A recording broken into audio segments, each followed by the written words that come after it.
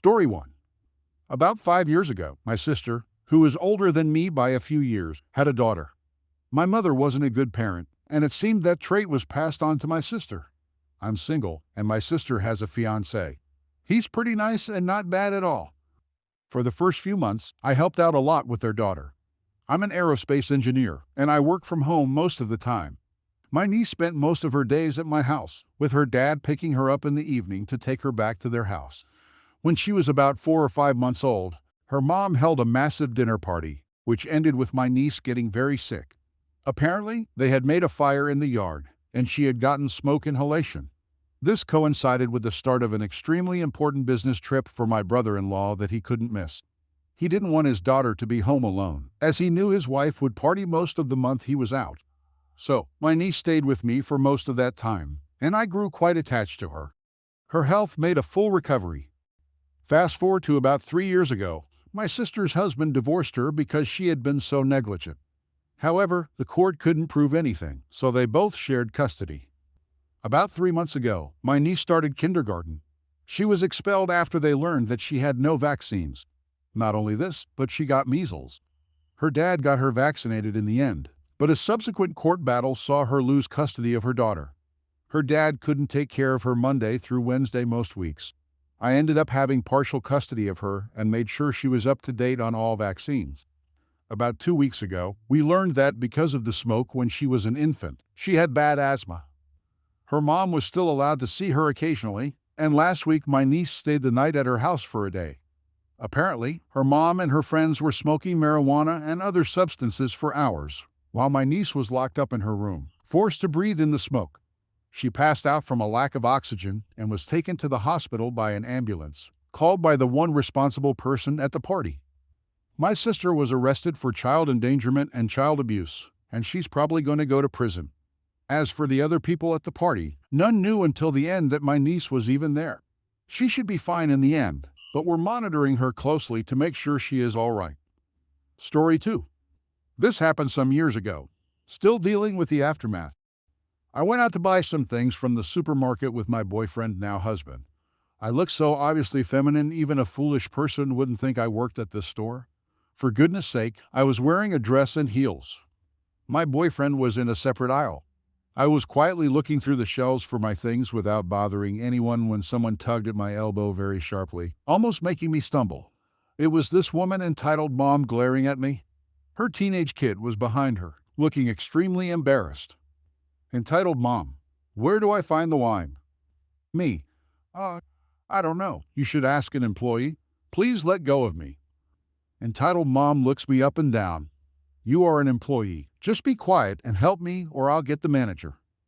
At this point, I've read enough stories to know how this ends. I politely told her to leave me alone and walked away. Next thing I know, something hits me in the head. Very hard. I genuinely thought I was dead for a second. It didn't even hit me that something was wrong until I realized that I wasn't even moving, even though I thought I was. The only thing keeping me grounded was that I had gripped the shelf and kept myself upright. There was a lot of yelling happening, and I couldn't focus on what was happening. Eventually, I lost the battle and passed out. When I came to, I was in a hospital. My boyfriend filled me in on what happened. When I turned around and walked away, Entitled Mom was so furious that she grabbed a glass jar and hurled it at my head. Whatever her fault, she had excellent aim. The wounds were severe, and she pretty much cracked my skull open. People around us alerted the staff, and the manager came over and security detained her until the cops came. My boyfriend came upon the scene and got me to the hospital in time. Until the end, she just kept saying she was trying to teach me a lesson for looking down on her. Her husband came with their children to see me at the hospital. I don't think they were ready to see the extent of my injuries. Her husband broke down in front of me and told me she wasn't the woman he loved. Later, I found out through my lawyers that he served her divorce papers. Her family covered all my medical expenses without us asking. Her husband seemed like a really nice man. It's been a few years, but I always wondered why she was so angry when she clearly had a family who loved her. A part of me will always wonder that. Eventually, she was charged and sentenced to prison. The case actually wrapped up a few weeks ago. She was sentenced to 12 years in prison on a bunch of charges, along with her jail term and her personal life falling apart. She also had to cover my legal expenses entirely upfront. Her lawyers tried every dirty trick in the book to keep the case going, but it ultimately blew up in her face because she had to pay for the delays. She also had to pay for my therapy, that too upfront. I've been enjoying the peace for the past few weeks and staying inside with my family. For a while, I had some memory issues that slowly got better. For a solid year after the incident, I couldn't step out of my house because of the intense fear that something or someone would attack me. With therapy, I'm better. I still can't step inside grocery stores, but I'm hoping to overcome this hurdle too. My husband, he's the boyfriend in the story, had to go to therapy too. He still sees me lying in a pool of my blood in his nightmares sometimes. I wouldn't wish this experience on my worst enemy, even though ultimately it did work out in a way, I guess. But so many lives were destroyed because of her rage. What was she so angry about? I guess I will never know. But there are silver linings. I'm pregnant with my first, and through the nausea somehow, my little bean is giving me strength to overcome more and more each day. Anyway, the case is wrapped up, so I thought you guys would like to read this story. Thanks for sticking around. Edit. Some commonly asked questions. Did she express remorse? No, she never did. She was asked to take the stand once, and it was the only time during the trial we saw her cry and break down. But even then, she blamed me for ruining her life. There was no apology and no explanation. It was a random, brutal, and senseless act of violence designed to hurt me. How are you now? Much better, thank you. Still going to therapy. Still taking it one day at a time. My husband is better too.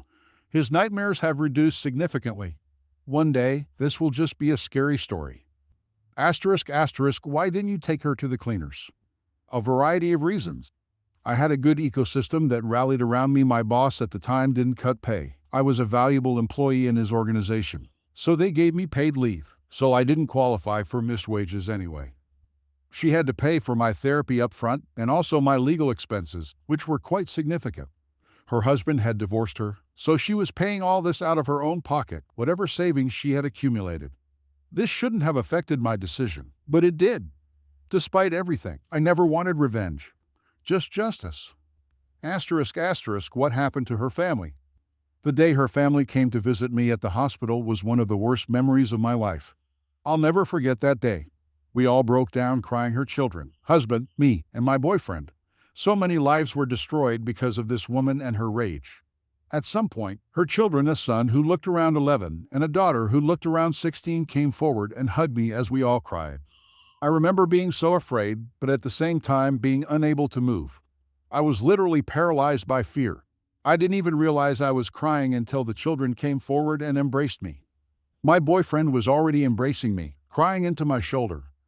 Later, we found out they had paid for all expenses I had incurred in the hospital.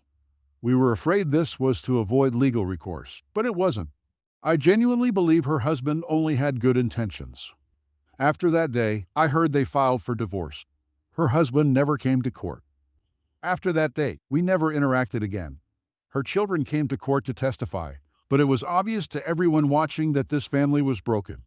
The children said she was a good mother to them, but her daughter broke down crying on the stand when my lawyers asked her if she could describe that day from her perspective. It was obvious she was so terrified to see her mother in that light. After their testimonies, they didn't want anything to do with her or her court proceedings. Story 3. I always thought that many of these entitled people stories in this thread were false and made up. Today, I was proven wrong. Entitled people do exist. So, I drive a semi-truck for a living, delivering pallets of merchandise to local stores. Local roads aren't easy to maneuver with 18-wheelers, so oftentimes I took up a lot of space whenever I tried to make a turn. Most drivers are nice and understanding, though. They usually move out of the way, back up to give me some room without hesitation, or some even drive out of their corner street parking spot and park in another spot just so I can use their space to make a tight turn. Lots of nice drivers. However, today I met the rare unsung hero that made this story possible. This morning, I was driving on a single-lane, two-way road, and I needed to make a right turn at the end of the street so I could make it to my first delivery, which was a couple of yards away from the T-junction. The T-junction has a stop sign only for my lane, so it's quite a dangerous turn since the incoming traffic doesn't need to stop. The street I'm turning into is a double-lane, two-way road, but there's construction at the corner of the road, occupying the right lane. That means I have to swing wide, taking up the left lane of the other way, so I don't cause an accident in the construction zone. As soon as I saw that both ways were clear, I made the turn carefully. Some vehicles came last minute from the other way, but they saw the construction, so they understood, and all of them moved to their right lane, giving me space. All but one. This lady came up from the other way to the front of my truck before I finished making the turn, forcing me to perform sudden braking, which she did as well. Then she was pressing hard on her horn. Then she was yelling something that I couldn't understand, mostly because she was still honking, but also because our windows were rolled up. She's inching closer to my truck that's on standstill while gesturing to me to move out of the way. Her turn signal is on, indicating that she's about to turn left. I just gestured to her as well, shrugging my shoulders, making sure she knows, like, what am I supposed to do? I can't back up. There's another truck behind me, waiting for me to finish making my turn. If I back up, I will hit the truck with my trailer tail. Mind you, it only takes me a few seconds to complete the turn, and there are no cars behind her because apparently other drivers understood to at least give a truck some space to finish a turn, especially when the roads are tight. I also saw some vehicles turning behind me from their right lane, so there's no excuse that this entitled driver can't do the same. By now, she had been honking for probably a full minute, refusing to reverse. This caught the attention of the construction workers. Also, this caused traffic jams from the left side of the T-junction and also behind me. People were furious, and she wouldn't move. One of the construction workers told the lady to just move back and give me some room to finish my turn, but she wouldn't budge. She just yelled something at him while still pressing on her horn. After a while, I had enough of her, released my brakes, and started to inch closer towards her. I had no intention to cause any damage, just hoping that she would get scared by my threat and move back. What do you know? It worked. Her eyes widened. She panicked for a bit, switched her gear shift to reverse, and started moving backward. I didn't give her any room to move forward again, just kept inching forward while she was moving backward, until I saw that my trailer was safe to finish the turn. Then I moved back to my own lane. The entitled driver gave me a death glare, but I did the same to her. I also stuck my tongue out at her, because why not? Then, the most hilarious thing happened. From my side mirror, I saw the construction workers clapping and cheering for me. Also, the truck behind me made their turn, giving the entitled driver no space to move forward again. Then, the vehicles on the left side of the T-junction just kept going, not letting the entitled driver make her turn. It was glorious. I made it to my delivery about 5 minutes late, but it was totally worth it. Story 4. Walking through my residential neighborhood on the left side sidewalk, a humongous black pickup truck drove up from behind. He paused a long while at an intersection for no apparent reason, then casually stuck his hand out the driver's window and dropped a wadded piece of garbage right onto the street. Okay, I'm a coward. I should have dashed out, grabbed the garbage, and chased him down, etc. But I'm a woman in my 60s and just not capable of a potentially dangerous confrontation. I am, however, a person capable of delayed pettiness. He made a U-turn and parked at the house just beyond the intersection, a house undergoing construction. I glared at him uselessly as I passed, but he was parking and not paying me any attention. Okay, jerkface, let's see. Construction site, big shiny pickup truck, take out food, obviously some out-of-town contractor who thinks he can roll up and spew garbage all over my neighborhood. Plan formulated. If the truck is still there, if its window is open, if the contractor is out of sight, and most importantly, if I can find the garbage. 20 minutes later on my walk back, I took a careful look as I went by. Truck there, window open, voices in the house, but no one in sight. And there's the food wrapper in the gutter. Yellow with some orange. Taco Bell. There's one at the foot of a boulevard at the beach. I snagged it, crossed over to the opposite side of the street, backtracked a bit, crossed back over. Then I walked past again and chucked the wrapper through the passenger side window, covering the action by pretending to adjust my hat, and strolled on. Yes, I'm sure he just tossed it out the window again. But maybe he'll pause a moment to wonder who exactly is watching him, and what judgment God is passing upon him.